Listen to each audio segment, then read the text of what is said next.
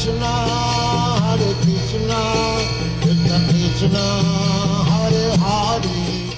তো আমি অনুরোধ করব শ্রীপাদ পার্থসারথী প্রভু, যিনি ইসকন কলকাতা থেকে এসেছেন, আপনি আসুন এবং আপনার গুরু মহিমা আমাদেরকে শ্রবণ করান। এবং আমাদের আরও অনেক বক্তা রয়েছে, তাই আমি অনুরোধ করব 4 মিনিটের মধ্যে সমাপ্ত করার জন্য। হরে কৃষ্ণ। হরে কৃষ্ণ।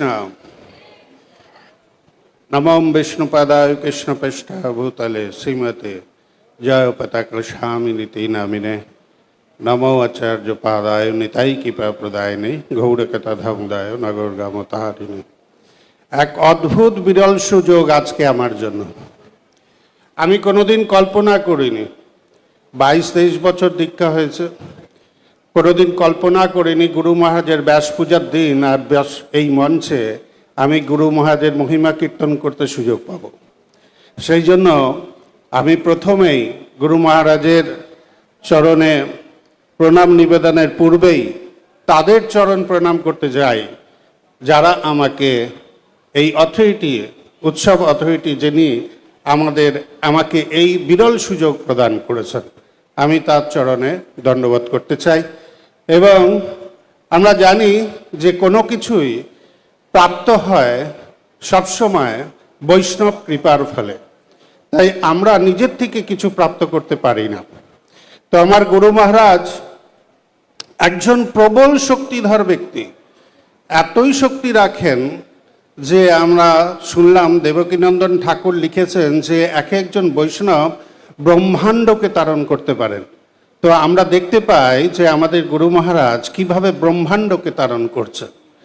ঠিক যেমন একটা ইঞ্জিন খালি ডিব্বাগুলোকে এক জায়গা থেকে আরেক জায়গায় নিয়ে পৌঁছে যায়, তার ইঞ্জিনের নির্দেশ অনুযায়ী খালি ডিব্বাগুলোর কোনোই যোগ্যতা নেই, নিজে নিজে চলতে পারে না, কিন্তু ইঞ্জিন তাদের টেনে নিয়ে চলে যায়। ঠিক সেইভাবেই যদি আমরা এই ইঞ্জিন রূপী আমার গুরু মহারাজের শ্রীচরণের পাদপদ্মে এবং তার নির্দেশ আমরা যদি পালন করব, তাহলে আমরাও গুরু মহারাজ যেখানে যাবেন আমরাও সেখানে পৌঁছে যাব।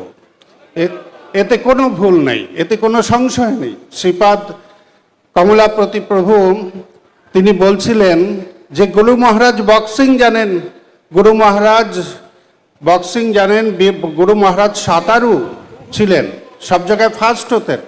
তার মানেই হচ্ছে জড়জগতে তিনি আমাদের এক্সাম্পল দিয়ে গেছেন, কেউ যদি ভব সমুদ্রে ডুবেও যাই আমরা, আমাদের শিখা ধরে উনি তুলে আনবেন, কারণ উনি বড় সাঁতারু আছেন। আর যদি কোনো কারণে মায়ার পাল্লায় পড়ে গিয়ে যদি আমাদের কাছে যমদূত চলে আসে, তাহলে উনি বক্সিংও জানেন। তাই কোনো ভয় নেই আমাদের গুরু মহারাজকে পেয়ে আমরা আনন্দিত। কিন্তু আমাদের গুরু মহারাজ আজকে সকালের প্রবচনে বলছেন আমরা যেন ভালো করে হরিনাম করি। আমাদের খুব দুঃখের বিষয়, আজ ৭৭তম ব্যাস পূজা। গুরু মহারাজ 2008 কি 7 সালে উনি অসুস্থ লীলা করছেন। আমাদের খুব লজ্জার কথা এটা যে আমরা এতজন শিষ্য আছি আর আমরা ঠিক মতো নাম জপ না করার ফলে, আমরা ঠিক মতো ওনার নির্দেশ পালন না করার ফলে আজও পর্যন্ত আমাদের যে ভিতরে হৃদয়ের যে পাপ, জন্মের পাপ ওনার কাছে জমা দিয়েও ওনাকে হুইল চেয়ারে বসিয়ে রেখেছে। কিন্তু যদি আমরা চাই, আজকে ৭৭তম জন্মদিন গুরু মহারাজের, আমাদের আজকে প্রতিজ্ঞা নেওয়ার দিন, আমাদের এখানে বসে থাকার দিন না, শোনার দিন না, প্রতিজ্ঞা নেওয়ার দিন। আমরা সবাই মিলে 16 মালা জপ করব। গুরু মহারাজ যেরকম ইনস্ট্রাকশন সকালবেলা দিয়েছেন, গ্রন্থ অধ্যয়ন করব, সব কিছু করব।